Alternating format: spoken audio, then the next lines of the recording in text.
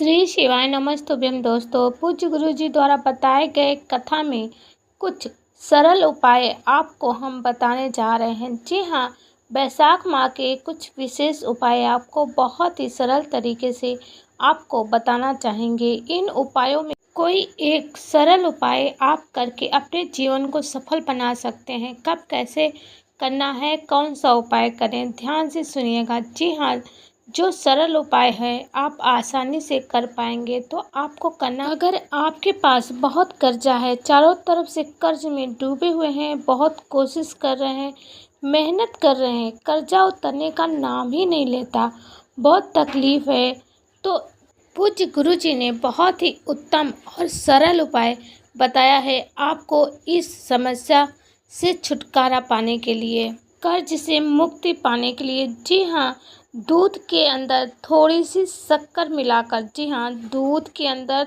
थोड़ी सी कुछ मात्रा में शक्कर मिलाकर एक बेलपत्र बाबा महादेव जी को जब आप समर्पित करें, तो जैसे ये शिवलिंग है और जो शिवलिंग की जलाधारी है, जहाँ से जल गिरता है, आपको शिवलिंग पर बेलपत्र चढ़ानी है। उसकी डंडी जलाधारी की तरफ होनी चाहिए जहाँ से जल गिरता है। जी हाँ, दूध चढ़ाने वाले व्यक्ति को बता दें कि आपके पास बहुत कर्जा है, मात्र 5 शिवरात्रि करना है। दूध में थोड़ी सी शक्कर मिला लीजिए, फिर उसको घोलना नहीं है, उसमें फूल भी नहीं डालना है। ध्यान से सुनिएगा दोस्तों, उस दूध में जो शक्कर मिलाएंगे उसको घोलना नहीं है और ना ही उस दूध में कोई फूल मिलाना है। फिर शिवलिंग पर शंकर जी पे दूध चढ़ा दीजिए। एक छोटे पात्र में दूध को झेल लीजिए, जहाँ से जल गिरता है वहाँ से किसी छोटे पात्र में थोड़ा सा दूध झेल लीजिए। ध्यान रहे, पहले पात्र में दूध को झेलिएगा, फिर जल चढ़ाएं। फिर उसके बाद दोस्तों शिवलिंग पर जल चढ़ा दें। झेला हुआ दूध लेकर अपने घर चले आइए। फिर उस दूध से एक बिंदी अपने अलमारी या अपने दरवाजे या अपने व्यापार के स्थान पर दूध की एक बिंदी लगानी है। याद रहे कि उतना ही दूध लेकर आना है जितने में एक बिंदी लग जाए। पूज्य गुरु जी कहते हैं, अगर ये उपाय आप मासिक शिवरात्रि पर कर लेते हैं तो आपको बहुत लाभ मिलेगा।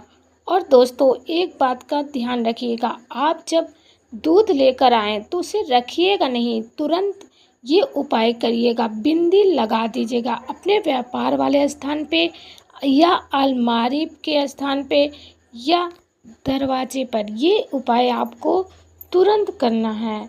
जी हाँ, अगर ये उपाय आपने शिवरात्रि पर कर लिया तो अगली शिवरात्रि को देखिएगा कि कितना कर्जा रह गया है और कितना कर्जा छूट चुका है। आपको मात्र 5 शिवरात्रि इसी तरह करना है। इस उपाय का दोस्तों बहुत जल्द आपको लाभ मिलेगा। तो दोस्तों, अब बात करते हैं दूसरे उपाय की। जी हाँ, रोग काफ़ी बढ़ रहे हैं, परिवार में दुख दरिद्रता का घर में वास हो रहा है, तो आप सभी बिल्कुल साधारण तरीके से अपने हाथ में 7 लौंग और 1 काली मिर्च और थोड़ा सा काली तिल लेते हैं।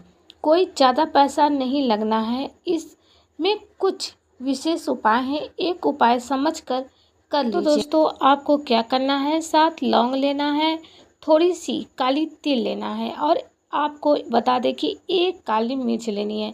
इस सभी चीज़ों को लेकर अपने पूरे घर में घूमना है। मासिक शिवरात्रि का भाव करना है। श्री शिवाय नमस्तुभ्यम सरल तरीके से मंत्र का जाप करना है। साथ ही साथ 1 लोटा जल लेकर 1 घी का गोल बत्ती का दीपक लेकर महादेव जी के सामने बैठ जाएं। प्रभु का स्मरण करें।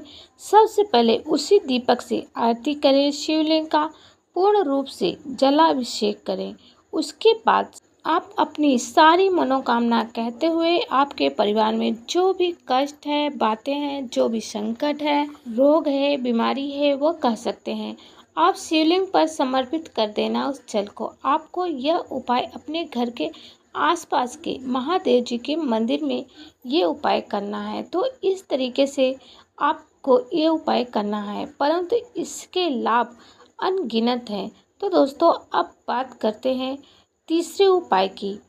आपको कुछ बहुत कठिन नहीं करना है। आपको एक मिट्टी का पात्र में जल भरकर रख दीजिए 10 मिनट के लिए। जल ठंडा होने के बाद जो जल का लोटा है आप शिवलिंग पर चढ़ाने के लिए लेकर जाते हैं, उसमें मिट्टी के पात्र में रखा जल मिला लीजिए और फिर उस जल में आपको एक बेलपत्र मिला लेना है। जी हाँ, अगर आपके पास बेलपत्र नहीं है तो आप शिवलिंग पर चढ़ी हुई बेलपत्र धुलकर उस लोटे में डालकर निकाल लीजिएगा।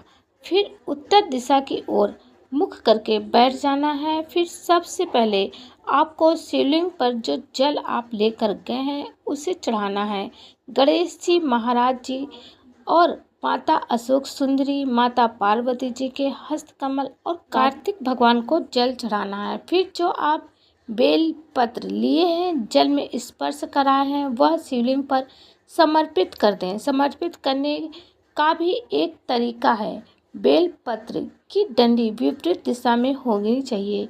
फिर गोल बत्ती का एक घी का दीपक लगाकर श्री शिवाय नमस्तुभ्यम का मंत्र जाप करना है। अगर आप रोग मुक्ति के लिए ये उपाय कर रहे हैं तो शिवलिंग पर जहाँ से जल गिरता है वहाँ से आप आचमन के रूप में किसी पात्र में थोड़ा सा जल झेल लीजिएगा। फिर उस जल को घर पर लाकर प्रसाद के रूप में ग्रहण कर सकते हैं, पूरे घर में छिड़काव कर सकते हैं।